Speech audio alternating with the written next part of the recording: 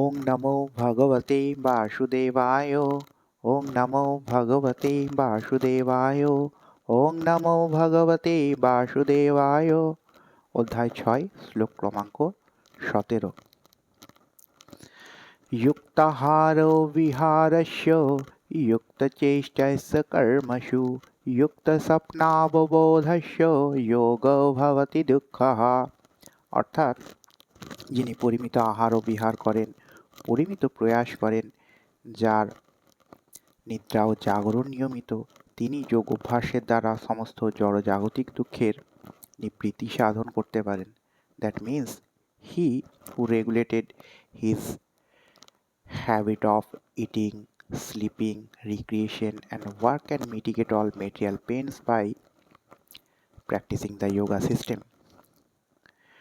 Next, শ্লোক ক্রমাঙ্ক 18। यदा विनियतं चित्तम् आत्मन्येवावतिष्ठते निःस्पृहः सर्वकामेभ्यो युक्तो वित्तुच्यते तदा।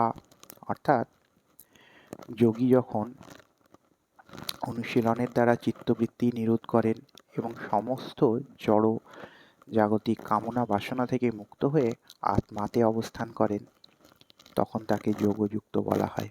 That means when the yogi practice of yoga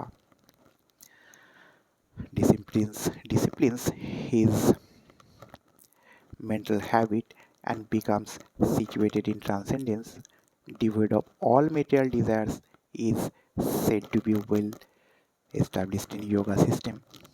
Next, শ্লোক ক্রমাঙ্ক 19। यथा दीपो निवातस्थो नेङ्गते सोपमाश्रिता योगिनो यतचित्तस्यो युञ्जतो योगमात्मनः। অর্থাৎ বায়ুশূন্য স্থানে দীপশিখা যেমন কম্পিত হয় না, চিত্তবৃত্তি নিরোধ অভ্যাসকারী যোগীর চিত্তও তেমন আত্মবিষয়ক ধ্যানে অবিচলিত থাকে।